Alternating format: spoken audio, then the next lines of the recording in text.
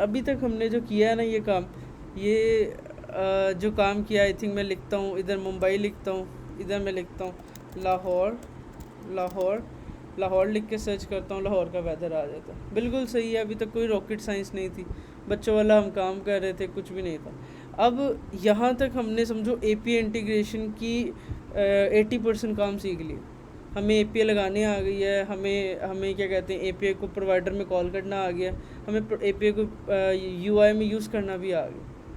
ठीक है, अब यहाँ तक तो बहुत बेहतर था, मगर अभी भी ये जो कोड है ना प्रोडक्शन लेवल के लिए तैयार नहीं है। अगर आपको मैं कहूँ ना कि आप ये कोड लेके किसी भी कंपनी को दिखाओ या किसी भी अच्छे बंदे को दिखाओ जो फ्लटर में है, वो कहेगा नहीं यार मज़ा नहीं आया, ये खाली खाली काम चल तो गया मगर स्ट्रक्चर्ड वाइज इतना अच्छा नहीं है जितना होना चाहिए था। अब सबसे पहले हमें उसको बेहतर करना है, इसको हमें बेस्ट अप्रोच पे लेके जाना। मैं चाहता हूँ कि हमने जो चीज़ बनाई है यहाँ पे कुछ इफेक्ट नहीं होगा, बट कोड वाइज सारा कुछ इफेक्ट होगा। सही है, मतलब कि हमें फ्रंट एंड पे कोई ऐसे चेंज देखने को मिलेगा ही नहीं, मगर हमें बैक एंड के ऊपर यहाँ कोड वाइज के अंदर सारा कुछ चेंज मिलेगा। दूसरा, हमने प्रोवाइडर के साथ एपीआई के साथ मॉडल को यूज़ नहीं किया, हमें मॉडल को यूज़ करना है ताकि एमवीसी को पूरा कर सकें। सही है, और उसके बाद नेक्स्ट एपीआईज में हम एमवीसी ही यूज़ करें, क्योंकि अभी तक हमने सिर्फ एम तो पढ़ा ही नहीं है, सी और वी पढ़ा। कंट्रोलर के अंदर प्रोवाइडर लगाना और व्यू के अंदर खेलना, हमने मॉडल के बारे में भी देखा भी नहीं। सही है, तो अब मैं सबसे पहले क्या करता हूँ, मॉडल से भी पहले जो एक बहुत बड़ा स्टेप है वो क्या है, देखो हमारी जो प्रोवाइडर फाइल होती है ना, समझो मेन फाइल होती है, उसके अंदर हमारी सारी बिजनेस लॉजिक रखी होती है। जैसे कि हमने यहाँ पे ये तो होम प्रोवाइडर है, इसके अंदर तो कुछ भी नहीं है, सेव करता हूँ, वापस जाता हूँ, ये है होम वेदर प्रोवाइडर। इसके अंदर देखो हमने सारी एपीआई कॉल की हुई है। हमारा समझो पूरी ऐप की जानना सिर्फ ये एक फंक्शन है, get get get city weather, ये हमारी पूरी ऐप की जान है। अगर इस जान को कुछ होगा तो पूरी की पूरी ऐप अफेक्ट है, मतलब हमारी ऐप के अंदर ना व्यू अच्छा काम करेगा ना कुछ करेगा। समझो ये पूरी जो उनसे फंक्शन है ना, बहुत इंपॉर्टेंट फंक्शन है। अब होता क्या है कि हम सारा कोड अगर प्रोवाइडर फाइल के अंदर ही कर देंगे ना, तो ये पूरा मैस हो जाता है, इतनी ज़्यादा लाइन ऑफ कोड हो जाता है, इतना ज़्यादा कुछ हो जाता है। तो हम क्या करते हैं, इसको बेस्ट अप्रोच में लेके जाते हैं। सबसे पहले इस कोड को बेस्ट अप्रोच में मैं क्या करता हूँ, कंट्रोलर के अंदर ही ना एक और फाइल बनाता हूँ, उसका नाम रखता हूँ API मैनेजर डॉट डार्ट। अब ये API मैनेजर डॉट डार्ट, इसका नाम आप कुछ भी रख सकते हो, API क्लाइंट रख सकते हो, API डॉट डार्ट रख सकते हो, कुछ भी रख सकते हो, बट मैंने इसका नाम API मैनेजर क्यों रखा। मैनेजर कौन होता है, जो मैनेज करता है चीज़ों को। API मैनेजर एक ऐसी फाइल होगी जिसमें सिर्फ APIs मैनेज होंगे, इसमें कोई एक्स्ट्रा काम नहीं होगा। API मैनेजर एक सिंपल क्या कहते हैं वो है क्लास है, जो क्या कहते हैं प्रोवाइडर के अंदर यूज़ होगी, और इसका काम सिर्फ API को कॉल करना। API मैनेजर समझो बिल्कुल कोड लेवल की फ़ाइल है, इसके अंदर सिर्फ हमारी APIs की सारी APIs कॉल हो रही, मतलब इन शॉर्ट अगर मैं कहूँ, इसी में आपका get post put patch delete use हो रहा हो। आपको जो आप HTTP का पैकेज यूज़ कर रहे हो वो इसमें यूज़ करोगे। जिसके पास API मैनेजर की फ़ाइल आ गई, समझो उसके पास सारी APIs आ गई। ओके, एक तो मैंने बना ली इधर फाइल प्रोवाइडर के बाहर, क्यों, क्योंकि मैं कंट्रोलर के अंदर एक API मैनेजर बनाया, ये प्रोवाइडर के अंदर नहीं है क्योंकि ये कोई प्रोवाइडर फाइल नहीं है, एक सिंपल फाइल है। सही है, मैं यहाँ पे आके लिखता हूँ क्लास API मैनेजर, जैसे मैंने उसका क्लास उसका नाम रखा सिंपल, ये एक सिंपल क्लास है, ये कोई एक्सटेंड प्रोवाइडर वगैरह कुछ नहीं है। अब इसके अंदर मैं क्या करता हूँ, अपने प्रोवाइडर में जाता हूँ, ये मेरा मेन फंक्शन था एक गेट वेदर वाला। सही है, मैं इस पूरे फंक्शन को यहाँ से कॉपी कर लेता हूँ, ठीक है, और मैं जाके API मैनेजर के अंदर जाके यहाँ पे आके एक फंक्शन बनाता हूँ। सबसे पहले गेट वेदर बाय सिटी, कुछ भी नाम रख सकते हो, या आप वही नाम रख दो जो आपने वहाँ रखा, या वही रख दो, या गेट सिटी वेदर वही नाम रख दो। सही है, मैंने इधर एक फ़ंक्शन बनाया, वो एक फ़ंक्शन बिल्कुल खाली फंक्शन है। सही है, अब ये फंक्शन जो उनसे है ना, ये सिंपल फंक्शन है। अब मैं सबसे पहले इसके अंदर वही API को कॉल करूँगा। मैं यहाँ पे import HTTP dot dart as HTTP जैसे हम करते हैं। सही है, उसके बाद मैं यहाँ पे आके लिखता हूँ HTTP डॉट वही लाइन ऑफ कोड जो हमने यहाँ लिखी है। सबसे पहले URL पकड़ा, रिस्पॉन्स आया, रिस्पॉन्स आने के बाद कोड चेक किया, फिर ये किया, फिर ये किया, मैं सारा यहाँ से करता हूँ, कट कर देता हूँ, कंट्रोल एक्स। ठीक है, मैंने जो प्रोवाइडर के अंदर हमारी मेन एपीआई कॉलिंग थी उसको वहाँ से कट किया, अपने एपीआई मैनेजर में जाके यहाँ पे पेस्ट कर दी। यहाँ तक कोई मुश्किल? सही है। लाइक जो एपीएस के स्टेप थे, पहला स्टेप था यूआरएल को बनाना, यूआरएल बना के एचटीटीपी कॉल करना, एचटीटीपी के बाद रिस्पॉन्स चेक करना, डिकोड करना, रिस्पॉन्स को रिटर्न कर देना। अब ये जो नोटिफाई लिसनर है सिर्फ और सिर्फ ये प्रोवाइडर फाइल में चलता है, इसको यहाँ से उड़ा दूंगा क्योंकि इसको यहाँ रखने बनता ही नहीं। ओके, ये भी यहाँ पे हो गई नहीं। उसके बाद इधर अवेट लगाया तो इसको एसिंक बना देता हूँ जैसे हमें ज़रूरी है। एसिंक हो गया, सॉरी वो मैं जावास्क्रिप्ट में कल कर रहा था काम। अच्छा, यहाँ पे हो गया। ओके, अब जेसन डिकोड जो उनसे इंपोर्ट होता है, मैंने क्लिक किया, इंपोर्ट कर दिया। ठीक है, अब यहाँ पे वेदर डेटा हमने एक वेरिएबल बनाया था उधर, इधर मुझे कोई वेदर डेटा नहीं बनाना, मैं यहाँ से सिर्फ रिटर्न कर देता हूँ कि जैसे ही एपीआई कॉल हो सक्सेसफुली तो चेक करो कि गेट मेथड है, गेट मेथड से एपीआई कॉल करो, स्टेटस चेक करो, स्टेटस के बाद डिकोड करो और जो भी फाइनल डेटा उसको रिटर्न करो। ठीक है, अब मैं रिटर्न का आगे थोड़ा थोड़ा बताता रहता हूँ फंक्शंस के बारे में। यहाँ तक कोई मुश्किल मैंने चीज़ की हो, बस मैंने कोड को और डिवाइड कर, अब इसमें भी और डिवाइड होगा। अब मैं क्या करता हूँ, क्या कहते हैं, अब ये हर किसी का स्ट्रक्चर अलग हो सकता है, बट मैं भी ये खुद ही स्ट्रक्चर बना रहा हूँ। यहाँ पे मैं जाता हूँ कंट्रोलर के अंदर ही, कंट्रोलर के अंदर एक और फाइल बनाता हूँ, इसका नाम रखता हूँ API and points dot dart. ये एक क्या कहते हैं सिंपल क्लास है। ठीक है, इसके अंदर क्या है, इसके अंदर भी एक क्लास बनाता हूँ, उसका नाम रख देता हूँ API एंड पॉइंट्स, बिल्कुल खाली। इसके अंदर अब मैं क्या करूँगा, एक वेरिएबल बनाऊँगा। सबसे पहले मैं बनाता हूँ लेट्स से वार और इसका नाम रखता हूँ बेस यूआरएल। अब बेस यूआरएल क्या होता है, किसी को आइडिया इसका? बेस यूआरएल क्या होता है कि देखो, जब आप एपीआई कॉल करते हो ना, ये मेरी एपीआई है, इतना लंबा यूआरएल है। अब अगर किसी के हाथ मेरी एपीआई मैनेजर की फ़ाइल आ गई, समझो सब कुछ आ गया, अब हम इस भी हिस्से को ब्रेक करेंगे, इतने कोड को भी ब्रेक करेंगे। सबसे पहले मैं ये देखो ना, API डॉट दिस, ये इतना ज़्यादा कोड है। अब मैं सबसे पहले क्या करता हूँ, यहाँ पे से जो इतना हिस्सा है ना, ये जो API मैनेजर डॉट दिस, इसको यहाँ से, ये हमारा बेस यूआरएल है। एग्जाम्पल मैं आपको गूगल पे जाके दिखाता हूँ।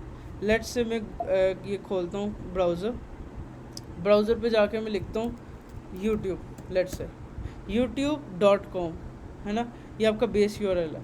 बेस यूआरएल का मतलब होता है मेन यूआरएल। लेट्स से मैं इसमें से कोई एक मैं क्या कहते हैं अपना फेवरेट गाना खोलता हूँ। अब देखो, अब क्या होगा, बेस यूआरएल के बाद ये क्या है, उसका आगे का एंड पॉइंट है। इतने हिस्से को आप कहते हो एंड पॉइंट, जो आपके बेस यूआरएल के बाद होता है, और जो आपके .com इससे पहले होता है, ये बेस यूआरएल होता है।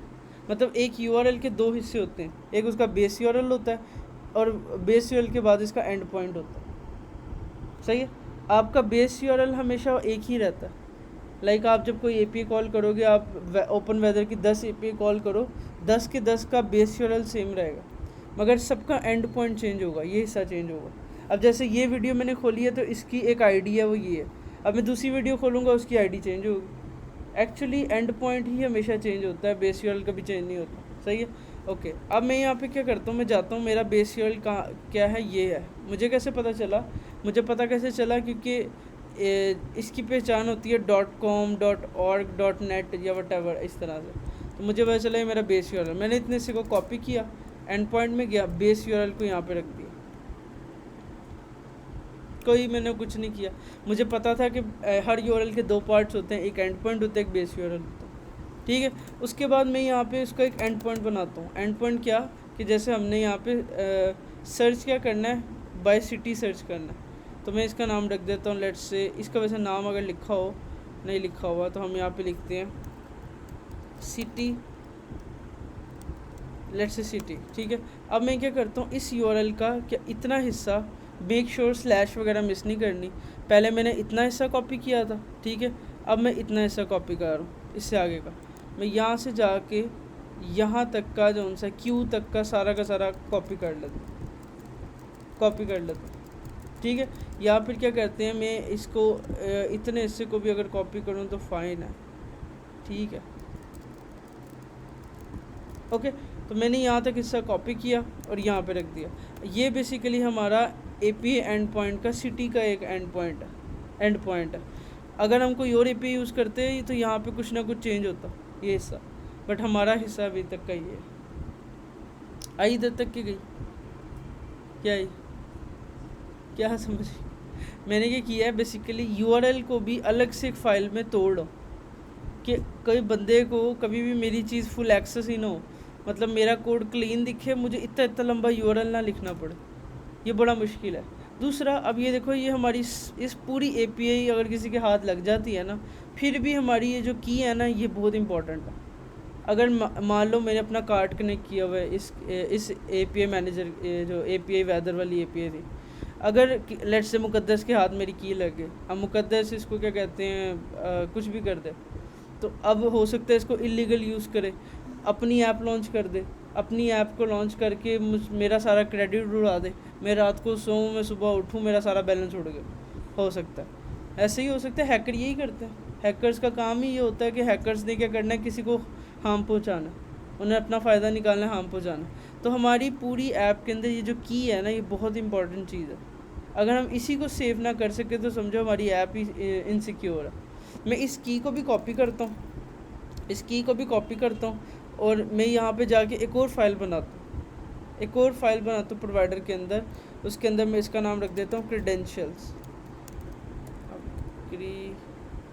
स्पेलिंग क्या होता है, क्रीडेंशियल्स .dart, ठीक है।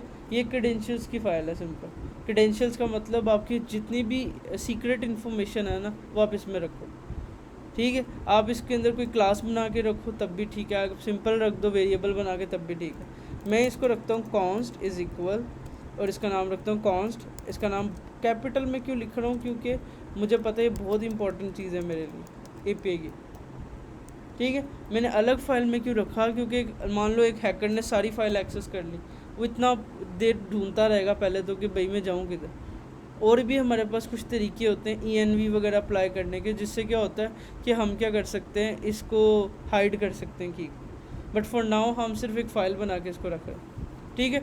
मैंने इसको एक क्लास बना के नहीं रखा। आप चाहो तो आप एक क्लास बनाओ, आप ऐसे एक क्लास बनाओ, उसके अंदर एक क्रेडेंशियल्स की ऐसी क्लास बनाओ और ये लाइन उसके अंदर रखो, तब भी ठीक है। और अगर आप क्या कहते हैं बाहर रखते हो तब भी ठीक है। दूसरा, मैंने शुरू में कॉन्स्ट क्यों लगाया, कॉन्स्ट इसलिए लगाया है, मैं नहीं चाहता कि कल को कोई हैकर इक्वल लगा के इसको चेंज कर दे। अगर हम कॉन्स्ट ना लगाते ना, कॉन्स्ट का मतलब क्या होता है कि ये वैल्यू कांस्टेंट है, कोई भी किसी भी टाइम पे ऐप के अंदर इसको चेंज नहीं कर सकता। ऐसा नहीं है कि कोई क्या कहते हैं इस वेरिएबल को नीचे आके क्या करे, API की इस तरह से आके API की ऐसे करके इक्वल लगा के कुछ और वैल्यू दे दे, ऐसा कभी भी नहीं होगा, क्योंकि कांस्टेंट का मतलब होता है वैल्यू कांस्टेंट है, ये चेंजेबल नहीं है। आपने एक दफ़ा लिख दिया कांस्टेंट, इट मीन्स कि ये अब यही रहेगी वैल्यू, ठीक है।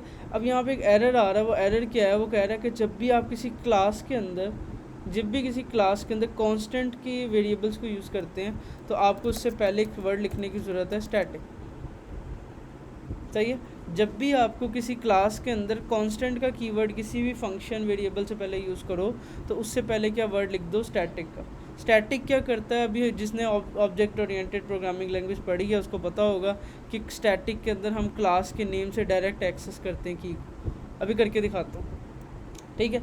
जस्ट फॉर नाउ आप इतना याद रख सकते हो कि क्रेडेंशियल्स की फ़ाइल है, क्रेडेंशियल की क्लास है, उसके अंदर आपने अपनी एक कांस्टेंट करके एक वेरिएबल रख दिया ये, और उसको आपने स्टैटिक क्यों किया, क्योंकि ये इसकी रिक्वायरमेंट थी। और दूसरा इसका क्या फ़ायदा है वो मैं आगे बताता हूँ। सेव कर दिया यहाँ तक। अब मैं दोबारा API मैनेजर के अंदर से पहले API एंड पॉइंट्स में जाता हूँ। एंड पॉइंट्स में जाके बिना मैं शुरू में कांस्टेंट लिखता हूँ, क्यों, क्योंकि मैं नहीं चाहता कोई बेस URL भी चेंज कर दे। ऐसा तो नहीं कोई बंदा आए अपना बेस URL जोड़े और अपनी ऐप के ऊपर सारा ट्रैफिक ले जाए। हम चाहते हैं कि सारी की सारी ट्रैफिक हमारे पे रहे, ऐसा कोई भी पॉइंट ना हो कि हमारी ऐप इनसिक्योर हो। तो हम इससे पहले कॉन्स का वर्ड लिखेंगे। जब कॉन्स लिखा तो वो कहता है स्टैटिक भी लगाओ, स्टैटिक भी लगा दी, ठीक है। सेम एज इट इज़ मैंने यहाँ वार की जगह पे क्या किया, कॉन्स किया और शुरू में क्या कर दिया, स्टैटिक लगा दी। इधर तक कोई मुश्किल थी, अभी तक कोई मुश्किल। कोई रॉकेट साइंस नहीं थी आई थिंक। हमने सिर्फ और सिर्फ क्लास के अंदर वेरिएबल्स रखे हैं, उनको कांस्टेंट किया और उसके स्टैटिक शुरू में लगा दिया। ओके सही है। अब मैंने इस यूआरएल को यहाँ पे इतने लंबे कोड को हमने यहाँ पे यूज़ करना सही करना। अब मैं सबसे पहले इस लाइन को ना अभी यहीं पे कमेंट रखता हूँ, इसको मैं कमेंट रखता हूँ और इससे ऊपर इसकी लाइन को शॉर्ट करके जो लिखता हूँ वो लिखता हूँ ताकि हमें पता चले हम कर क्या रहे हैं। सेम मैं वही लिखता हूँ वार यूआरएल। अच्छा वार हमेशा तब यूज़ करते हैं जब हमें कंफर्म ना हो। मैं कॉन्स्ट यूज़ करता हूँ जब मुझे पता है मेरी वैल्यू चेंज नहीं होनी, ये नहीं होना, या अगर आपने लिखना ही है कोई चेंजेबल वैल्यू तो फाइनल लिखो। और अगर आपको पता है कि आपकी टाइप क्या है, जैसे मुझे पता है इसकी टाइप URI है तो मैं URI भी लिख सकता हूँ। ठीक है, मैंने लिखा URI जो इसकी टाइप है एक्चुअल। उसके बाद मैंने लिखा लेट से URL इज़ इक्वल। अब मैंने आगे लिखना है URI.parse, ऐसे करके मैंने इधर गया, मैंने लिखा URI.parse। ठीक हो गया, URI.parse हो गया। अब मैंने क्या लिखना है, सबसे पहले अपना बेस URL लिखना है, ये बेस URL। तो मैं क्या करूँगा, यहाँ पे लिखूँगा API एंड पॉइंट। देखो जैसे एंड पॉइंट डॉट लिखा ना, उस दोनों आ गए, डॉट बेस URL या सिटी। हमने देखो एंड पॉइंट के अंदर 2 वेरिएबल्स बनाए थे, सही है। जितने वेरिएबल्स बनाएंगे डॉट करेंगे वो एक्सेस हो जाएंगे, डॉट आ गए। ठीक है, अब मैं स्टैटिक का फ़ायदा दिखाता हूँ। अगर मैं वहाँ पे स्टैटिक वर्ड ना यूज़ करता, लेट से मान लो मैंने बेस URL से पहले यहाँ पे वार लिखा हुआ ऐसे, सही है। अब देखना क्या फ़ायदा है, एक मैंने वेरिएबल लिखा है वार के साथ, एक लिखा है स्टैटिक के साथ, दोनों में फ़ायदा देखना क्या है। मैं क्लास का नाम क्या है, API एंड पॉइंट्स। मैं जैसे ही API एंड पॉइंट डॉट लिखूँगा ना, वो एक्सेस ही नहीं होगा बेस URL। अगर मुझे उसको एक्सेस करना है, मुझे पहले ऐसे ऑब्जेक्ट बनाना पड़ेगा ब्रैकेट लगा के, फिर करके मैं इसको एक्सेस कर सकता। तो इससे क्या होता है, हमारी डबल मेमोरी यूज़ होती है। हम जब API कॉल करेंगे हमें ये ब्रैकेट्स भी लगानी पड़ेंगी। ये ब्रैकेट्स का मकसद है कि हमें फंक्शन API को उसको क्लास के ऑब्जेक्ट को कॉल करना पड़ रहा है। इससे हमारी मेमोरी यूज़ हो रही है। दूसरा, लिखने में भी कितना बुरा लगा, और दूसरा आसानी है, कल को बंदा ब्रैकेट भूल जाता है, ये हो जाता है। दूसरा ये चेंज भी हो सकता है। तो कितने ज़्यादा ड्रॉबैक्स हैं कि अगर हम स्टैटिक के वर्ड को यूज़ ना करें।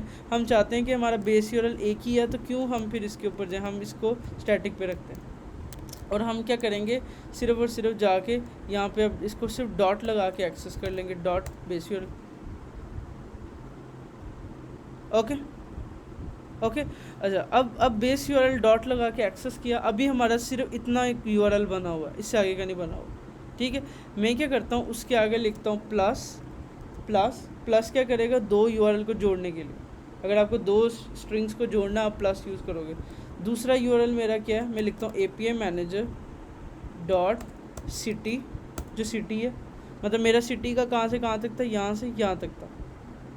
ठीक है। फिर मैं कहता हूँ प्लस, जो मुझे ऊपर से सिटी है, ये मैंने जैसे हार्ड कोडेड लिखा है सिटी, जो सिटी होगी वो सिटी का वेरिएबल। ठीक है, प्लस अब देखो मैं 3-4 हिस्से, मैंने इस URL को 4 हिस्सों में तोड़ दिया था। सबसे पहले मैंने बेस URL अलग किया, मैंने उसके बाद एंड पॉइंट अलग किया यहाँ तक। उसके बाद मैंने ये सिटी का वेरिएबल था वो यहाँ पे भी लिख दिया, अभी एरर है इस पर। और दूसरा हमने भी API की को अलग कर, सही है। उसके आगे क्या क्या कोड लिखा, ये ID इज़ इक्वल, मैं लगाता हूँ प्लस इतना हिस्सा, फिर प्लस, फिर मैं लिखता हूँ API की, वो क्रेडेंशियल्स डॉट API की, ऐसे। अब आप देखो, ये चीज़ आपके पास अगर ना होती, क्या आप ये कर पाते? अब अगर मैं इस चीज़ को डिलीट कर देता हूँ, लेट्स से मैंने ये चीज़ डिलीट कर दी, अब आप मुझे पढ़ के दिखाओ कि URL में क्या है, सिटी में क्या है, इसमें क्या है, API की में क्या है। आपका कोड देखो कितना सिक्योर लगा। हालांकि आपने कैसे पढ़ा, आपने देख के किया। मैंने कैसे किया, मैंने पहले बेस URL को अलग किया, फिर मैंने एंड पॉइंट को अलग किया, फिर मैंने उसके बाद ये जो सिटी थी इसको अलग से जोड़ा, फिर उसके बाद मैंने क्या किया, ऐप ID, और यहाँ पे जाके मैंने क्या किया, API की को जोड़ दी। एक्चुअली ये सब कुछ प्लस करके कनेक्ट हुआ हो। ओके, अब यहाँ पे एरर क्या है, एरर सिर्फ ये है, मैं इस URL को उड़ा देता हूँ भाई, मुझे अब इसकी ज़रूरत ही नहीं है, क्योंकि मैंने इसको सिक्योर कर दिया अपने इसको। अब यहाँ पे क्या लिखा है, सिटी के अंदर क्या आएगा, जो सिटी वो लिखेगा यूज़र। तो मैं इसको फंक्शन में एज अ पैरामीटर लूँगा। लेट्स से मैंने इसको कह दिया सिटी, जो सिटी मैं पीछे प्रोवाइडर से भेजूँगा वो सिटी यहाँ पर कनेक्ट होए। अब मैं राइट क्लिक करके फॉर्मेट करता हूँ। यहाँ तक कोई गड़बड़ हो जो समझ ना आई है तो बताओ।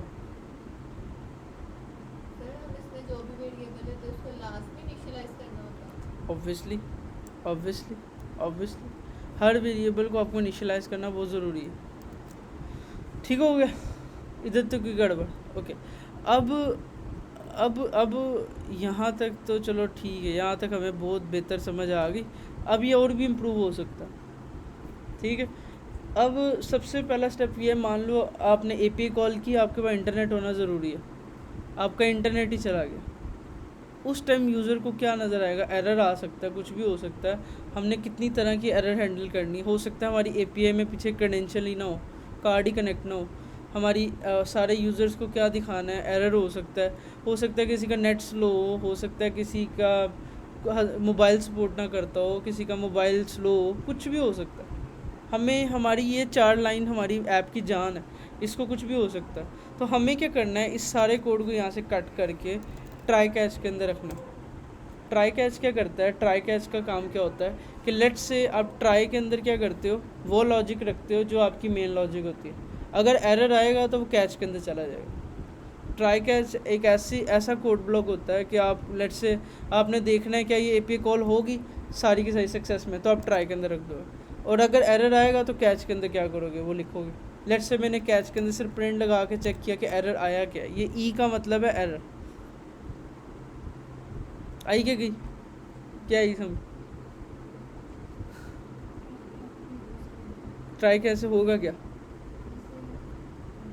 हम एरर को कैच कर सकते हैं। कल को अगर एपीआई कॉल नहीं हो पाती किसी भी रीज़न की वजह से, वो रीज़न है क्या, वो आपको कैच में पता चल जाएगी। वो कैच खुद ही बताएगा, ये ई आपको खुद ही बताएगा इंटरनेट नहीं है, एपीआई की इनवैलिड है, कुछ भी है, व्हाटएवर, वो आपको खुद बताएगा भाई ये एरर ये है। तो जो कैच है, ट्राई कैच लगाने का पर्पस क्या होता है, आप इससे एरर हैंडलिंग कर सकते हो। ये वर्ड सबसे इंपॉर्टेंट है, इससे एरर हैंडलिंग हो सकती है। आप एरर को डिटेक्ट कर सकते हो, हैंडल कर सकते हो। लेट्स से आपको पता चल गया कि कल को मेरी एपीआई की इनवैलिड हो जाती है, तो आप इधर कोई कंडीशन लगा सकते हो कि अगर मेरा ये वाला एरर आए तो ये करो, अदरवाइज़ ये करो, अदरवाइज ये करो। आप मतलब अपने 100% चीज़ को कंट्रोल कर सकते हो। तो ट्राई कैच से आपको खुद ब खुद एरर हैंडल हो जाता है। आपको पता चल जाता है कि यार इसने क्या कहते हैं क्या करना। अब इमेजिन करो ये एपीआई कॉल होगी, इस एपीआई ने क्या एरर देना है आपको कैसे पता? लेट्स से मेरा एंड पॉइंट बेस यूआरएल गलत हो गया, मैंने ये कर दिया। अब एपीआई क्या एरर देगी हमें पता ही नहीं। अब हम बैठ के मॉनिटर तो नहीं कर सकते कि किसने लिखते हुए कहाँ पे गड़बड़ कर दी, क्या कर दी। तो इसका सबसे इजी तरीका होता है, जब भी आप किसी कोड को देखो उसकी सबसे पहले वो लाइन ढूंढो जहाँ पे एपीआई कॉल हो रही है। जैसे http.get post put patch delete, उस उतने कोड को जो आपका मेन कोड है उसको रैप कर दो ट्राई के अंदर, ट्राई के ऊपर रख दो, और कैच के अंदर आप सिर्फ प्रिंट लगा के देखो क्या आएगा।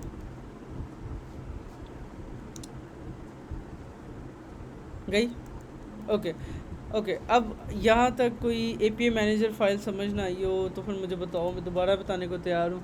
अगर अभी भी कुछ समझ नहीं है, मैंने कुछ भी नहीं किया, लिटरली सिर्फ सारे के सारे वो जो हमारी ऐप का यूआरएल था उसको डिस्कनेक्ट कर दिया। वो ऐप के यूआरएल को सारे के सारे मतलब टुकड़ों में तोड़ दिया। अब कोई हैकर अगर आ भी जाता है ना, चलो वो एपीआई मैनेजर तक चला जाता है, वो क्रेडेंशियल फाइल तक कैसे जाएगा? क्रेडेंशियल तक भी चला जाता है तो बड़ा मुश्किल है उसको यहाँ तक आना। एक नॉर्मल बंदा यहाँ तक नहीं जा सकता। ये एक बहुत बड़ा हैकर ही हो, क्योंकि hacker can do anything, hacker सब कुछ कर सकता है। तो अगर एक बंदा जो उनसे यहाँ तक आ जाता है तब जाके हमारी ऐप की सिक्योरिटी है। कल को उसको 10 फाइलें क्रॉस करके आना पड़ रहा है यहाँ तक। पहले प्रोवाइडर, फिर उसके बाद एपीआई मैनेजर, फिर उसके बाद उनकी अपनी फाइल्स हैं, फिर एपीआई की अपनी फ़ाइल है, की अपनी फ़ाइल है, क्रेडेंशियल की अपनी फ़ाइल है। और अभी हम इस पर जब सिक्योरिटी वगैरह अप्लाई कर देंगे ENV वगैरह, तो फिर तो ये डिटेक्ट ही नहीं होगी। तो आपकी पूरे कोड तो मिल जाएगा, उसको एपीआई की नहीं मिलेगी, वो ढूंढता रह जाए।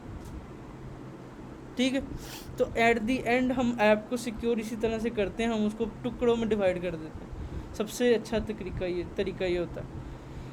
अच्छा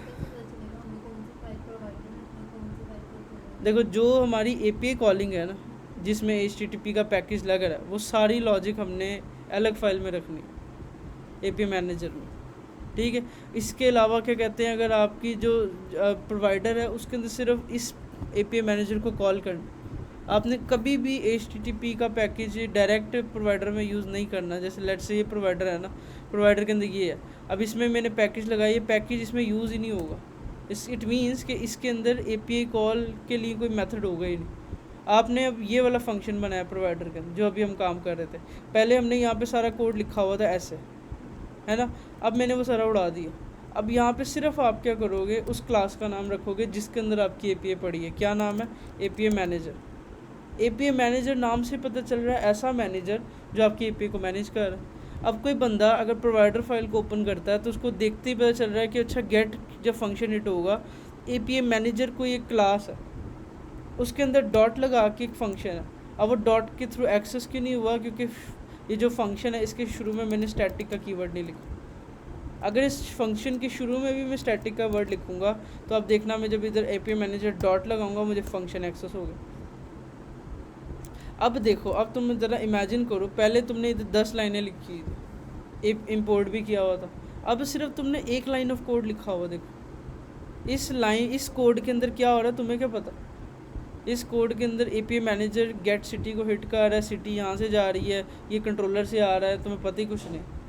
कंट्रोलर व्यू से आ रहा है, व्यू में यूज़र लिख रहा है, मतलब एक हैकर रियल टाइम पे कुछ पकड़ ही नहीं सकता। ठीक है, लाइक आपका कोड सिर्फ और सिर्फ प्रोवाइडर के अंदर क्या है, API मैनेजर को कॉल करना। दोबारा रिपीट कर रहा हूँ, आपका काम क्या है? API मैनेजर को सिर्फ कॉल करना। API मैनेजर में से वो फंक्शन कॉल करना जो API आपने कॉल करनी है। हाँ जी, हाँ जी, हाँ जी। मतलब देखो आपका कोड कितना क्लीन हो गया। पहले प्रोवाइडर फाइल के अंदर हम सारा कोड कर रहे थे, अब मैंने एक लाइन के थ्रू सिर्फ कंट्रोल करूँगा। एक लाइन, इस एक लाइन के अंदर क्या हो रहा है, कौन सी बिजनेस लॉजिक लगी है, कौन सी API की लगी है, वो जब कोई इसके अंदर जाएगा यहाँ पे, वो यहाँ पे आएगा, देखेगा अच्छा यहाँ पे भी डिवाइड हुआ हुआ, वो पहले इस तक जाएगा, देखेगा अच्छा ये है, ठीक है, इसको भी हम सिक्योर कर लेंगे टाइम टू टाइम। उसके बाद क्या कहते हैं, इधर जाएगा, इधर जाके देखेगा अच्छा ये API की है। मतलब एक हैकर के लिए 4 लेयर्स को क्रॉस करना बड़ा मुश्किल है। आएगी कहीं?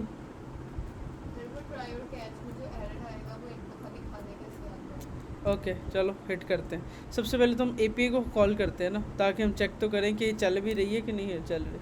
अच्छा, मैं अभी के लिए करता हूँ, यहाँ पे इसको भी प्रिंट करा देता हूँ, जो हमारा डेटा आएगा ना इसको भी प्रिंट करा दो रिटर्न से पहले, ठीक है, और कैच के अंदर जो एरर रहेगा वो भी प्रिंट करा दो। अब मैं सेव करता हूँ, इधर डीबग कंसोल ओपन करता हूँ, देखो नीचे सारा डेटा आ गया। ये कहाँ से आया है? ट्राई के अंदर से आया। मुझे कैसे पता? मैं यहाँ पे एक प्रिंट लगाता हूँ, मैं इधर लिख देता हूँ इनसाइड ट्राई ब्लॉक। ये ट्राई ब्लॉक के अंदर का वो है, और अगर वो कैच में जाएगा एरर के नीचे दिखाएगा इनसाइड कैच ब्लॉक। ठीक है, अभी देखो क्या आया, इनसाइड ट्राई ब्लॉक, मतलब वो ये वाला प्रिंट एग्जीक्यूट हुआ है, ये वाला। सही है। अब मैं API की को गलत कर देता हूँ, लेट्स से API की गलत हो गई, लास्ट से 4 डिजिट हटा दी। सेव करता हूँ, देखो जैसी कॉल हुई API रीस्टार्ट हुई,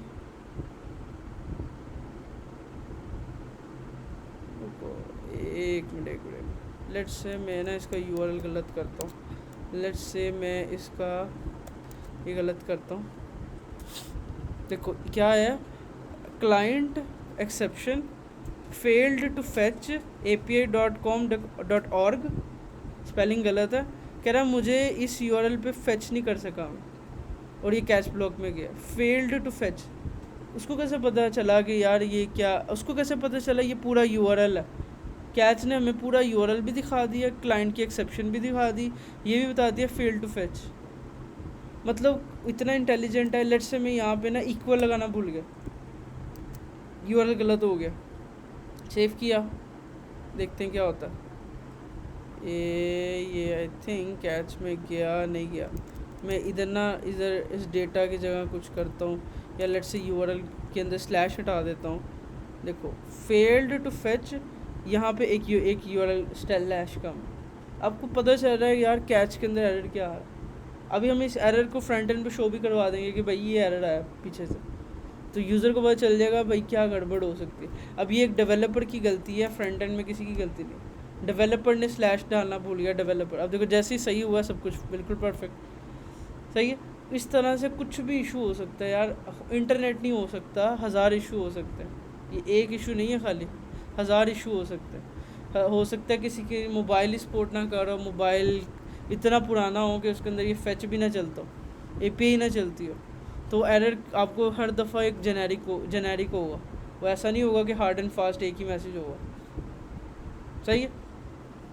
हाँ जी, क्या हुआ, व्हाट हैपेंड, ओके सही है, ठीक हो गया। अच्छा, यहाँ तक हमारी एपीआई कॉलिंग होगी, प्रोवाइडर के अंदर हमने वन लाइन के थ्रू एपीआई कॉल कर ली, ठीक है, वन लाइन के थ्रू एपीआई कॉल कर ली, बट अभी भी हमारा डेटा शो नहीं हो रहा फ्रंट एंड में, बिकॉज हमने सिर्फ एपीआई कॉल किया है, एपीआई को इस वेरिएबल तक नहीं पहुँचाया। तो मैं यहाँ पे क्या करता हूँ, लेट्स से लिखता हूँ final data is equal, if data not equal to null, तो क्या करो, weather data is equal data. अब लेट्स से कैच के अंदर एरर आ जाता, मैं इधर जाता हूँ, कैच के अंदर एरर आ जाता है, तो कैच के अंदर से कुछ भी रिटर्न नहीं होगा, तो यहाँ पे आ जाएगा नल। तो हमने यहाँ पे अपने प्रोवाइडर में चेक लगाया कि अगर मेरा डेटा नल नहीं है तब जाके इस वेदर डेटा को दे दो, और उसके बाद नोटिफाई लिसनर भी चला दो, जो फ्रंट एंड के अंदर इसके अंदर करना था। सेम करता हूँ, परफेक्ट। अब देखो आपका पूरा प्रोवाइडर के अंदर ये लाइन क्या कर रही है मुझे नहीं पता, मैं आप मुझे इसको अलर्ट से, अगर मैं किसी तीसरे बंदे को ये लाइन दिखाऊँ ना, मैं कहूँगा यार इधर एपीआई कॉल हो रही है मेरी, उसको नहीं पता कि अंदर क्या कॉल हो रहा है, उसको नहीं पता पीछे एपीआई कौन सी लगी है, ओपन वेदर लगी है, एपीआई की कौन सी है, यूआरएल कौन सा है, क्या फंक्शन है, क्या लॉजिक है, ट्राई कैच लगा है नहीं लगा, इसने कितने प्रिंट लगाए हैं, कुछ नहीं पता। इस लाइन के अंदर समझो हमारी पूरी की पूरी जान है पूरी ऐप की, और उसके अंदर भी हमने फाइल्स बनाई हैं। तो एक बंदा प्रोवाइडर तक अगर चला भी जाता है ना, वो सिर्फ इधर लाइन तक ही जा पाएगा, इससे आगे नहीं जा पाएगा, ठीक है, क्योंकि हमने ऐप को मल्टीपल लेयर्स में डिवाइड कर दी। ओके, यहाँ तक कोई गड़बड़, कुछ नहीं कर रहा, मैं सिर्फ पीस बाय पीस ऐप को डिवाइड कर रहा हूँ, ठीक है। जितनी ज़्यादा आप फाइल्स बनाओगे, जितनी ज़्यादा क्लास बनाओगे, ऐप को स्ट्रक्चर रखोगे, उतनी ज़्यादा ऐप की परफॉर्मेंस, ऐप जो सी है स्ट्रक्चर वाइज अच्छी रहेगी, ठीक है। अच्छा, अब देखो मैंने यहाँ पे कंडीशन लगाई, अगर वो कैच में चला गया तो वो नल दे देगा, नल देगा तो इफ़ के अंदर वो एल्स में चला जाएगा, एल्स में मैं एक स्नैक बार भी शो करा सकता हूँ, लाइक जैसे मैं दिखाना चाहता हूँ एरर क्या है। लेट्स से मैं मुझे स्नैक बार का कोड भूल गया, मैं लिखता हूँ स्नैक बार फ्लटर, ये यहाँ पे गया स्नैक बार की, इसके अंदर गया, और यहाँ पे स्नैक बार का कोड लिखा हुआ है, ये टू लाइन्स ऑफ कोड, ठीक है, ये 2 line of code snack bar का कोड है, ठीक है। मैं इन 2 लाइनों को कॉपी करता हूँ जस्ट फॉर नाउ, अपने इसमें जाता हूँ, एल्स में जाके पेस्ट कर देता हूँ, ये एक्स्ट्रा लाइन ऑफ कोड हटा देता हूँ, नहीं चाहिए। क्या मैं खुद उठाया, मैं खुद उठाया, मैं भी खुद ही उठाया भाई, मुझे भी भूल जाता है, तो इस वजह से इसको याद रखने की इतनी ज़रूरत नहीं है। आपको अगर पता है गूगल सर्च पे आपको मिल सकता है, तो क्यों याद रखना इतना कुछ, हमें याद रखना है अपने आप को सिक्योर करना, कहाँ पे क्या हो सकता है, कहाँ पे क्या, बट ये कोड तो उठाना ही है। अच्छा ठीक है, यहाँ पे स्नैक बार का हमने कोड लगा दिया। अब स्नैक बार का जब कोड लगाया ना, वो कहता है मुझे कॉन्टेक्स्ट चाहिए, ये कॉन्टेक्स्ट हमेशा आपको पास करना पड़ता है। तो मैं क्या करूँगा, मैं सबसे पहले ये फंक्शन ये फंक्शन कहाँ पे कॉल हो रहा है प्रोवाइडर वाला, हमारे फ्रंट एंड के अंदर, मैं अपने व्यू के अंदर जाता हूँ, वेदर के अंदर जाता हूँ, यहाँ पे जाता हूँ, ये फंक्शन कॉल हो रहा है यहाँ पे एक इनिट स्टेट में, और एक कॉल हो रहा है इस बटन के ऑन प्रेस के ऊपर। मैं इनके पैरामीटर में एक कॉन्टेक्स्ट को पास कर देता हूँ, जब भी कोई फंक्शन कॉल करेगा उसमें एज अ कॉन्टेक्स्ट पास कर देगा। क्यों? क्योंकि मुझे स्नैक बार दिखाने के लिए कॉन्टेक्स्ट चाहिए। मैं ऊपर गया, कहाँ पे था, यहाँ पे भी मैं कॉन्टेक्स्ट को पास कर देता, सही है। अब देखो क्या होगा, यहाँ पे एरर आ रहा है, मुझे यहाँ पे कॉन्टेक्स्ट को रिसीव किया और कॉन्टेक्स्ट यहाँ पे कनेक्ट हो गया। पहले फ्रंट एंड पे जहाँ फंक्शन कॉल किया वहाँ से भेजो, फिर बाद में जहाँ पे है वहाँ पे इसको कनेक्ट कर दो, ठीक है। अब यहाँ पे क्या लिखा है, ये आ स्नैक बार। अब मुझे तो ये चीज़ नहीं चाहिए, मैं इधर दिखा सकता हूँ like some error whatever, let's some error whatever. अब देखो ये सब कुछ सही है। लेट्स से मैं क्या करता हूँ, कॉल पीछे से वो कर देता हूँ इसको, इसके अंदर से जो API मैनेजर में जाता हूँ, URL में जाता हूँ और इसके अंदर से मैं ऑर्ग को हटा देता हूँ, सेव करता हूँ, देखो स्नैक बार आएगी, सम एरर बॉटम पे, सही है। तो एट दी एंड आप क्या कर पा रहे हो, कुछ भी कर पा रहे हो आप इसके थ्रू। आपने एरर भी हैंडल कर लिया, आपने अपना कोड भी बचा लिया, आपने अपनी परफॉर्मेंस भी बचा ली, सारी चीज़ें आपकी बच गई प्रोवाइडर के अंदर आके, ठीक है। यहाँ तक कोई गड़बड़, अभी भी ये कोड परफेक्ट नहीं है, अभी भी ये कोड जो उनसे परफेक्ट नहीं है। मैं आपको एक बात बताता हूँ, ये जो बेसिक्स होती है ना, फ्लटर हो, पाइथन हो, कोई भी लैंग्वेज हो, आप 6 महीने में सीख लेते हो, साल में सीख लेते हो, शायद 2 साल में कोई सीख ले, हर किसी का अपनी टाइम होता है। मगर जो कोड को रिफ़ाइन करना होता है ना, ये ज़िंदगी भर करना पड़ता है। लाइक बेस्ट डेवलपर वो माना जाता है जो अच्छे से अच्छा कोड लिखे, जिसका कोड सिक्योर हो, अच्छा हो, कम लाइनों में हो, ज़्यादा एफिशिएंट हो, एरर से वो बचा हुआ हो, हर तरह की एरर भी हैंडल की हो, इंटरनेट ये वो हर चीज़ एरर की हो, और उसका कोड भी बहुत अच्छा लिखा हो। तो आपको समझो पूरी ज़िंदगी एक डेवलपर को सिर्फ कोड को मेंटेन करना। आप बड़ी तरह के लोगों को कोड देखोगे अपनी लाइफ के अंदर, देखोगे कि अच्छा यार ये कोड भी हो सकता था, ऐसे भी हो सकता था, ऐसे भी हो सकता था। तो आप करते करते अपने आप को इम्प्रूव करते रहोगे और देखना एट दी एंड आप एक बेस्ट वर्जन की तरफ जा रहे हो। और आपको एट दी एंड आपको खुद अपने पुराने कोड को देख के आप कहोगे कि यार ये कुछ भी नहीं। मैंने अभी भी जो ये अप्रोच लिखी है, आप किसी भी डेवलपर को दिखाओ, रिजेक्ट है। मतलब खुद इमेजिन करो, एक सीनियर लेवल पर्सन इसको एक्सेप्ट नहीं करता। बट ये बहुत बेहतर है एक हमारे पुराने कोड से, जैसे हम पहले लिख रहे थे, बहुत बेहतर है हम जो VU के अंदर लिख रहे थे, बहुत बेहतर है हम जो सेट स्टेट के साथ कर रहे हैं, ठीक है। अब क्या काम करना है, अभी भी हमने चलो ठीक है, जितने हद तक कोड को रिफ़ाइन कर लिया फ़ाइन है। तो अब मैं क्या करता हूँ, सबसे पहले तो मुंबई नहीं लाहौर लिखूँगा, हम लाहौर में। दूसरा, ये वेदर डेटा के ऊपर एरर आ रहा। अब हमने ऑलमोस्ट सारी जगह पे एरर को ही ख़त्म किया, कोई भी वाइट लाइन, कोई भी इस तरह का एरर नहीं आ रहा, सिर्फ इस वेरिएबल पे। अब इसको सॉल्व कैसे करना है, with the help of model. Model का मतलब क्या होता है, मॉडल का मैं आपको मतलब बताता हूँ। इससे पहले आप मुझे बताओ, आपको यहाँ तक समझ आई है कि आपने एक अलग फ़ाइल बना ली, अपनी फ़ाइल के अंदर इस तरह से फंक्शंस लिख लिए, आपने स्टैटिक का वर्ड क्यों यूज़ किया?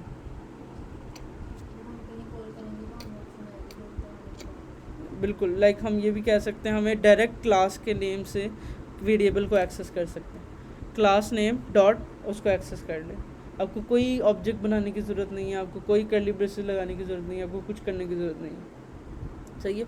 ये जब आप C++ या कोई भी लैंग्वेज पढ़ोगे तो आपको यही कंसेप्ट वहाँ पे भी मिलेगा। क्लास के अंदर स्टैटिक कीवर्ड का मतलब होता है कि इससे क्लास का object one time object create ही नहीं होता, आप डायरेक्ट क्लास के नेम से एक्सेस करते हो, ठीक है। ओके, सही है, यहाँ तक चलो गुड हो गया। अब मैं क्या करता हूँ, अब मैं इसको थोड़ा और बेहतर करता हूँ। बहुत बेहतर कैसे करता हूँ, मॉडल बना के। अब सबसे पहले हमें पता होना चाहिए मॉडल होता क्या। मैं एक आपको डायग्राम दिखाता हूँ पहले तो MVC की, ताकि आपको MVC की समझ आए होता क्या MVC। ये देखो, ये एक डायग्राम है, ये है हम एंड यूज़र। एक यूज़र है, लैपटॉप हो सकता है, मोबाइल हो सकता है, कुछ भी हो सकता है। वो जैसे ही क्या करता है, रिक्वेस्ट करता है। जैसे ही उसने कहा कि सर्च पे क्लिक किया, API कॉल की, उसने जैसे ही रिक्वेस्ट की, सबसे पहले कंट्रोलर पे गया। कंट्रोलर के अंदर हमारा प्रोवाइडर लगा हुआ है, हमारा लगा हुआ APIs लगी हुई हैं। वो कंट्रोलर क्या करेगा, डेटा जो उनसा है ना, क्या करेगा, रिक्वेस्ट करेगा, डेटा को रिक्वेस्ट करेगा। रिक्वेस्ट करके जो रिस्पॉन्स आएगा वापस कंट्रोलर को देगा। कंट्रोलर उस डेटा को व्यू के पास लेके जाएगा, फ्रंट एंड के अंदर हम उसको फ्रंट एंड में शो कराएंगे और वापस यूज़र को दिखा दें। मतलब जो यूज़र है ना एट दिन, वो सबसे पहले रिक्वेस्ट करता है कंट्रोलर को। कंट्रोलर के अंदर सारी लॉजिक लगी हुई है, API कॉलिंग ये वो जैसे ही डेटा आता है मॉडल के पास जाता है, मॉडल से वापस कंट्रोलर के पास आता है, फिर उसके बाद एट दिन व्यू में जाता है, व्यू से यूज़र के पास आता है। मतलब अभी तक हमने ये 2 लेयर, इन 3 लेयर पे, 2 लेयर पे तो काम कर लिया। डेटा यहाँ पे कंट्रोलर पे जाता है, सेंड होता है, व्यू पे यहाँ आ जाता है। मतलब हमने इस ट्रायंगल को लेट से कवर कर लिया। ये जो एक सेक्शन है ना, बहुत इंपॉर्टेंट सेक्शन है, इससे हमारा कोड और सिक्योर हो जाता है। मॉडल का मतलब क्या होता है, मॉडल हमेशा कंट्रोलर के साथ कनेक्टेड होता है। मॉडल का मतलब होता है इसमें हमारा डेटा पड़ा। Model means data. आपको अगर कोई पूछे what is model, model means data. आपकी एपीआई से क्या डेटा आया वो किसके पास पड़ा है? मॉडल के पास। आपकी एपीआई में क्या डेटा है किसके पास पड़ा? मॉडल के पास। हमने कंट्रोलर को भी अलाउ नहीं करना कि उसके पास डेटा हो, सिर्फ कंट्रोलर को ये अलाउ किया है कि वो एपीआई कॉल करे और डेटा ला के मॉडल को दे दे। सही है। अब लेट से मैं आपको एग्जांपल देता हूँ। कोई भी इंस्टीट्यूट होता है ना, वहाँ पे कंट्रोलर ऑफिस होता है। कंट्रोलर ऑफिस का मतलब होता है ऐसा ऑफिस जो कि चीज़ों को, मैनेजमेंट को कंट्रोल कर। आपको कोई शिकायत तो आप कंट्रोलर को जाते हो, कंट्रोलर एक्शन लेता। वो अलग बात है, पाकिस्तान में वहाँ ऐसा नहीं होता। लेट से कंट्रोलर ऑफिस का पर्पस क्या होता है कि आप किसी भी कंट्रोलर ऑफिस में जाके शिकायत करो कि यार ये इशू है, कंट्रोलर ऑफिस का काम है उसको एक्शन को लेना। ठीक है, तो इधर भी यही है, जब यूज़र किसी चीज़ को रिक्वेस्ट करता है, कंट्रोलर क्या करता है? एक्शन लेते हैं, एपीआई कॉल करता है। एपीआई से डेटा ला के, अब लेट से कोई एक केस है, वो कंट्रोलर ऑफिस का काम है सिर्फ केस को इनिशिएट करना। लेट से कोई पुलिस केस है, अब कंट्रोलर ने क्या करना है? पुलिस को कॉल करनी है, कॉल हो गई, अब बाद में सारा केस हैंडल तो पुलिस ही कर रही है ना, सारे केस की इन्फॉर्मेशन पुलिस के पास है, या कंट्रोलर को ला के वो सारा कुछ देंगे? कंट्रोलर का काम था सिर्फ केस को इनिशिएट करना। हर बंदा अपनी जिम्मेदारी पूरी कर रहा है। जैसे यूज़र ने रिक्वेस्ट किया कंट्रोलर को, कंट्रोलर ने क्या किया? रिक्वेस्ट की मॉडल को कि भाई डेटा, मैंने डेटा ला दिया, ये डेटा को पकड़ो। अब कंट्रोलर को ये नहीं पता कि उसने क्या डेटा लेके आया, एपीआई से क्या आया, वो सिर्फ पता है मॉडल को। मॉडल ने उसको अपने मुताबिक फॉर्मेट किया और वापस भेज दिया कंट्रोलर को। वो एक ऐसा डेटा होगा जो इनक्रिप्टेड होगा। जैसे लेट से कोई केस हो गया, पुलिस वालों ने कहा हाँ हमने काम कर दिया, अब कंट्रोलर को पता है कि हाँ डेटा आ गया या नहीं आया। जो भी डेटा आया है उसने एज इट इज़ व्यू को पहुँचा दें फ्रंट एंड पे कि भाई ये मेरा डेटा है, इसको पकड़ो और इसको यूज़र को शो करा दो। सही है। हमने MVC पैटर्न बनाया, इसीलिए बनाया कि हम MVC को यूज़ करें और सबसे इम्पोर्टेंट मॉडल को यूज़ करें। मॉडल के अंदर हमारा क्या पड़ा होता है? सारा का सारा डेटा पड़ा होता है। डेटा कौन सा डेटा पड़ा होता है मॉडल के अंदर? जो हम एपीआई से ले रहे हैं, जो किसी सर्वर से लेके आ रहे हैं, कुछ भी डेटा लेके आ रहे हैं। लेट से तुम्हें लाहौर का सारा डेटा पकड़ना, कोई हैकर है, तुम उल्टे माइंड से सोचो, तुम यहाँ पे खड़ी हो, तुमने देखना अच्छा सारा डेटा कहाँ पे पड़ा, इधर कुछ नहीं पड़ा व्यू में, इधर भी कुछ नहीं पड़ा, इसको अटैक करना पड़ेगा। और कभी भी यूज़र डायरेक्टली इससे कनेक्टेड होता भी नहीं। ये देखो, तुम इधर तक जा ही नहीं सकती डायरेक्ट। तुम्हें पहले कंट्रोलर वेरीफाई करेगा तुम सही हो, ऑथेंटिक हो, ये हो वो। इवन जो ब्लॉक, वो समटाइम देखते हैं VPN डिटेक्ट हो जाता है या कोई हैकिंग वो डिटेक्ट हो जाता है, वो सारी इधर हो रही है। बिजनेस लॉजिक कंट्रोलर सारा कुछ हैंडल कर रहा है, वो देख रहा है ये बंदा सही भी है कि नहीं। अगर वो वैलिडेट करेगा तो रिक्वेस्ट करके डेटा ला के वापस तुम्हें नहीं देगा, वो आगे देगा व्यू को, और व्यू तुम्हें देगा। सही है। मतलब तुम किसी भी लेयर से सोच लो, उल्टे माइंड से, तुम कभी भी इस डेटा तक नहीं जा सकते। वो अलग बात है कोई अच्छा है करो। सही है। ओके। अच्छा, अब हम क्या करते हैं? सबसे पहला काम, मॉडल बनाना कैसे? वेरी इजी स्टेप में कहता हूँ। अगर आपको थोड़ी सी समझ आ जाए ना तो आपको सारी गेम ही समझ आ जाएगी। सबसे पहले मैं पॉडकास्ट नहीं खोलना, पोस्टमैन। ठीक है, पोस्टमैन ओपन करता हूँ, अपनी एपीआई को कॉल करता हूँ। एपीआई कॉल की, रिस्पॉन्स आया सिटी नॉट फाउंड, हुंजा नहीं थी, लाहौर लिखा, एपीआई कॉल की, रिस्पॉन्स आ गई। इस पूरे के पूरे रिस्पॉन्स के अंदर दो चीज़ें। सबसे पहले आपने रिस्पॉन्स को देखना है कि इसकी स्टार्टिंग कहाँ से हो रही, क्या ये स्क्वायर ब्रैकेट है या कर्ली ब्रेसेस है। ठीक है, पहली इस चीज़ आपने मॉडल बनाने के लिए देखनी है कि मॉडल बनाने से पहले इसकी स्टार्टिंग कहाँ से हो रही, कर्ली ब्रेसेस से या स्क्वायर ब्रैकेट्स। ये क्यों इंपॉर्टेंट है आगे बताता हूँ। आपने यहाँ से इस पूरे रिस्पॉन्स को कॉपी किया, आप गूगल पे गए, आपने लिखा मॉडल जेसन टू डार्ट का मतलब क्या है? आपने जेसन सारा कॉपी कर लिया, अब उसको डार्ट के मॉडल में बनाने जा रहे हो। अब मॉडल बनाना कोई बच्चों का काम नहीं है, मॉडल बनाना बड़ा औखा काम होता है। अगर आप ये सारा कुछ खुद हाथ से लिखो, मुझे 1 घंटा लग जाएगा, तो आपको कितनी देर लगेगी? हमारे पास कुछ ऑनलाइन एडिटर ऐसे होते हैं, आप उसको सारा डेटा दो, वो आपको क्लास बना देते, वो आपको मॉडल की फ़ाइल बना देते। आप उस मॉडल की फ़ाइल को सिर्फ ऐप में यूज़ करना सीखो। वो कैसे यूज़ करना है। और सम टाइम अगर कोई बहुत बड़ा डेटा हो उसको डिबग करना सीखेंगे। लेट्स से मैं पहली वेबसाइट पे चला जाता हूँ, ठीक है, बट मैं रिकमेंड करता हूँ आप इस वेबसाइट पे ना जाओ, आप जाओ यहाँ पे एक वेबसाइट है QuickType.io। क्यों फ़ायदा, ये हर टाइप का मॉडल कर लेगा, चाहे वो कर्ली ब्रेसेस से स्टार्ट हो, चाहे वो स्क्वायर ब्रैकेट से स्टार्ट हो, कुछ भी हो। अगर आप इस मॉडल के साथ जाते हो तो ये आपको हर चीज़ फैसिलिटी देगा। अगर आप अभी के लिए इसको यूज़ करते हो तब भी फ़ाइन है, मैं इसको रोकता हूँ, मुझे वापस जाना है, उसके बाद मैं एक ही दफ़ा इसको यूज़ करता हूँ। सही है, नीचे गया, नीचे लिखा है देखो जनरेट डार्ट नाउ, नीचे गया, क्लिक किया, उसने कहा अच्छा ठीक है डार्ट को जनरेट करना है, मैंने क्लिक कर दिया। अब हम ये क्या करने जा रहे हैं, हम एक मॉडल फाइल बनाने जा रहे हैं, ठीक है। यहाँ पे गए, यहाँ पे पहले ही कुछ पड़ा हुआ है, मैंने सारे को डिलीट किया, अपना इधर पेस्ट कर दिया। क्या मैंने पेस्ट किया, वो जितना मेरा रिस्पॉन्स आया था ना पोस्टमैन से, मैंने यहाँ से कॉपी किया था, ये सारा का सारा मैंने यहाँ से Ctrl+A किया, Ctrl+C किया और इधर आके Ctrl+V कर दिया। जैसे ही मैंने ये किया ना तो ये देखो उसने सारी डार्ट फाइल बना दी, ये एक डार्ट फाइल है, ठीक है, ये उसने खुद बना दी। मैं दिखा रहा हूँ कितनी लेंथी फाइल है। अब इसको करना कितना मुश्किल है, सबसे पहले आपने यहाँ पे इसको नल चेक को हटाना है, बंद करना है, और मुझे एक भूल गया, आई थिंक हटाना था। और उसके बाद ना आपने इन सारों को बंद कर देना यहाँ से, ठीक है। उसके बाद आपने यहाँ पे इसका नाम रखना है। नाम क्या रखना है, मैं रखता हूँ वेदर मॉडल।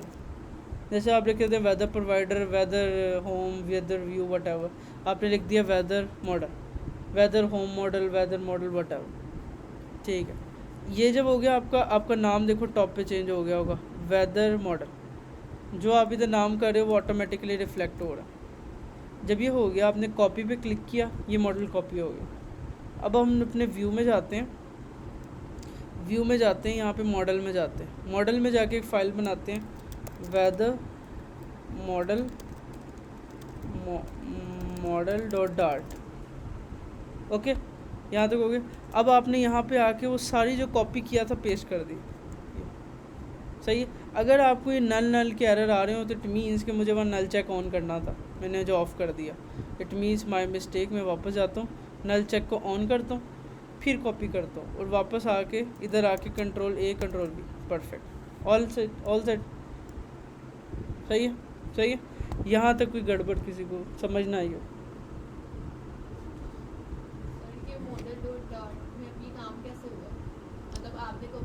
कर दिया, तो इसमें से डेटा अब पास अब वो भी करता हूँ आगे, अगला स्टेप वही है, मैं करने लगा हूँ, बट इतना तो पहले समझो मैंने किया गया।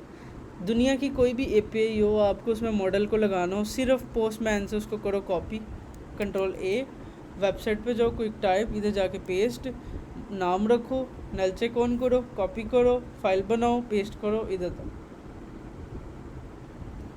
ठीक है। हम क्यों कर रहे हैं, देखो अगर आप ये इतना लंबा कोड खुद लिखते ना तो आपकी ज़िंदगी लग जाती लिखने में।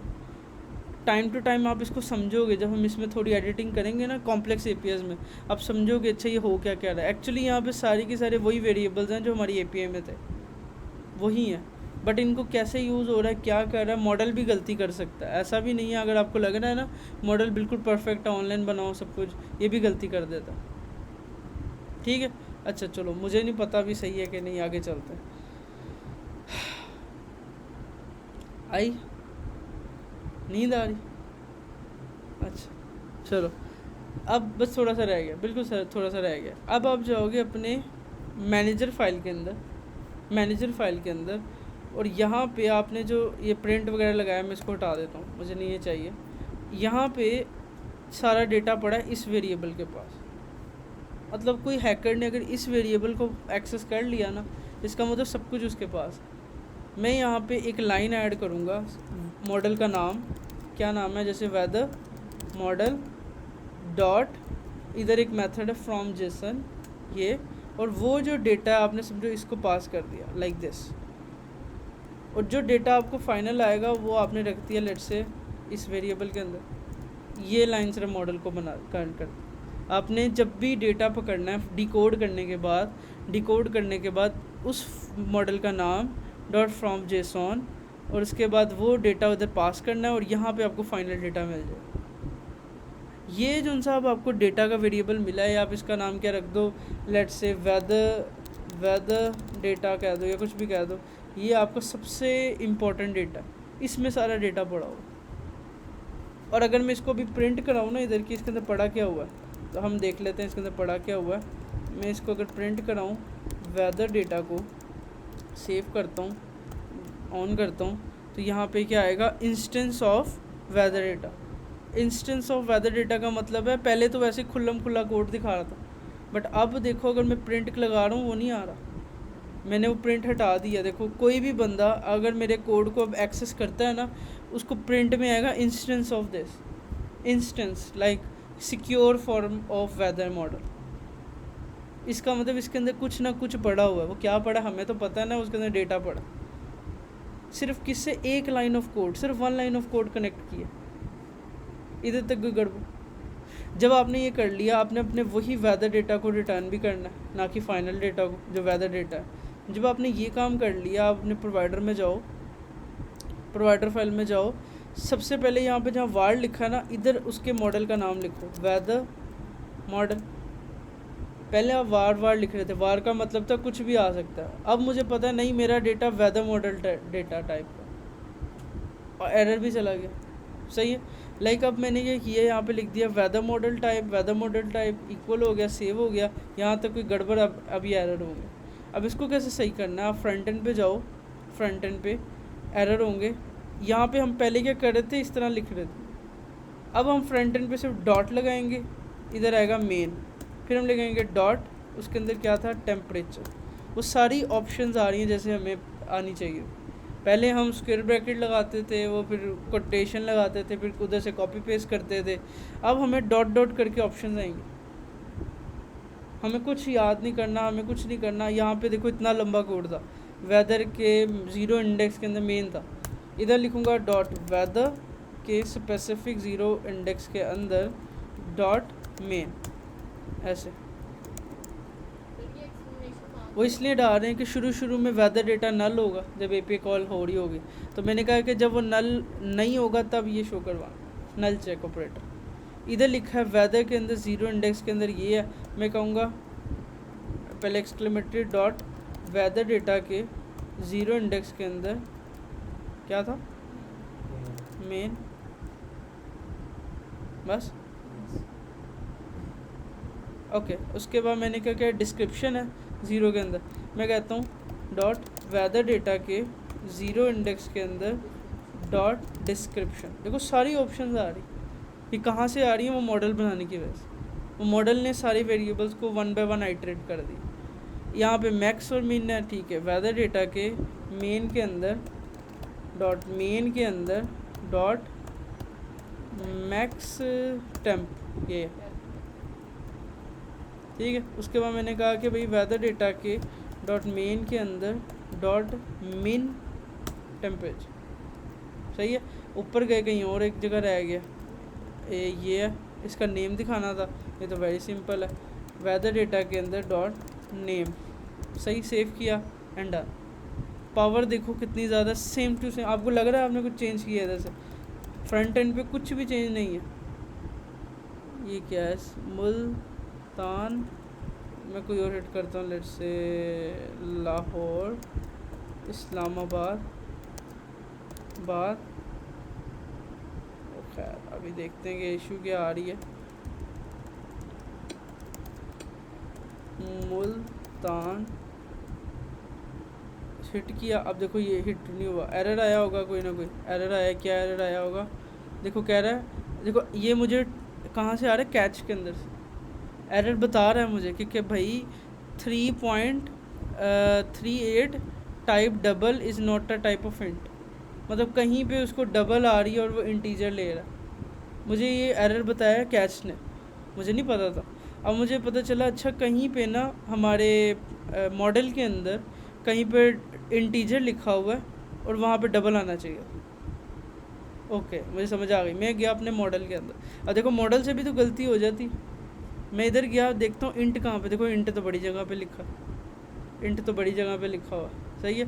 अब एक तरीका ये है कि आप इनको कर दो डबल, या तो आप इनको कर दो, अब मैं क्या करता हूँ, सारे इंटीजर को इंट को सिलेक्ट कर लेता हूँ और यहाँ पे सारों को डबल इकट्ठे कर देता हूँ, जस्ट फॉर टेस्टिंग।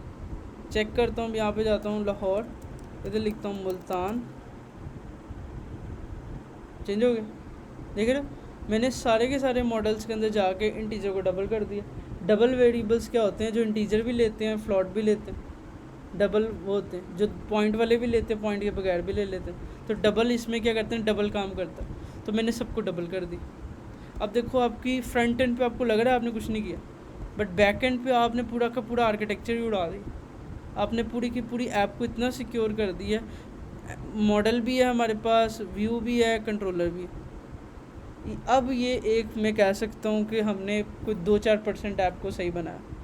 अभी भी यस, बट ये अब ऐप की शक्ल है। ये पहले ये ऐप नहीं थी। ऐप पहले तो हम कोई स्ट्रक्चर फॉलो नहीं कर रहे थे, बट अब हम MVC को यूज़ कर रहे हैं।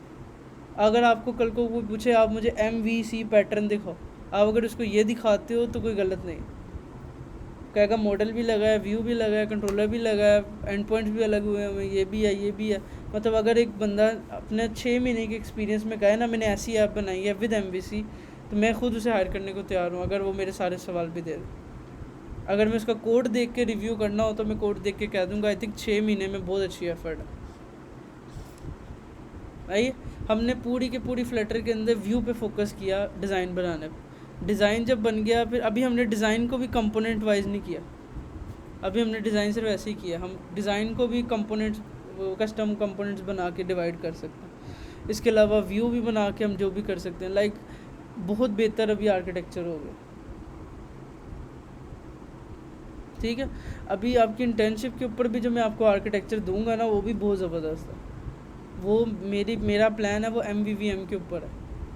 वो थोड़ा सा कॉम्प्लेक्स होगा, उसको शुरू में समझना थोड़ा मुश्किल होगा, मगर अगर आप उसको सही तरह समझते हो ना, बहुत आसानी भी है उसमें।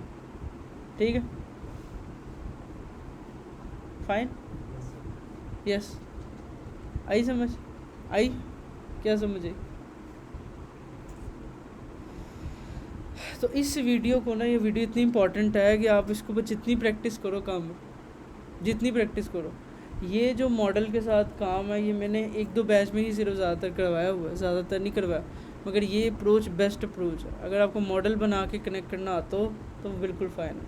मैंने आपको बताया था कि वो हमारे बैच में एक लड़की गई थी, वो मारिया, उसने बड़ी प्रैक्टिस की थी इसके ऊपर, और आई रियली अप्रिशिएट कि उसको मॉडल बनाने में बड़ी टेक्निक आ गई थी।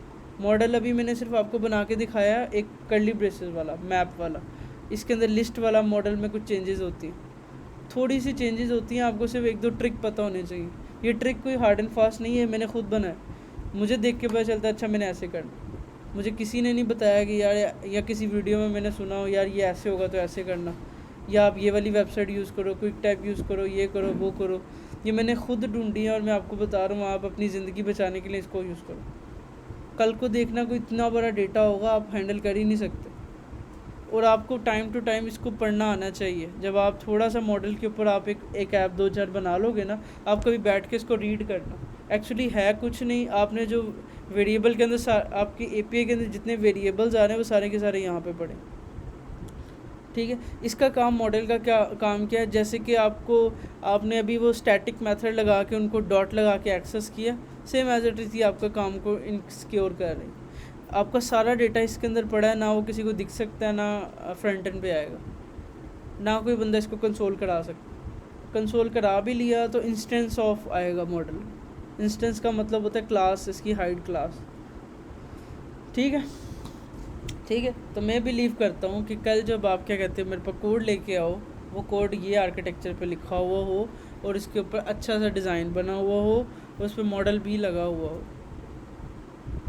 Okay okay okay Muqaddas, okay done. और किसी और क्वेश्चन?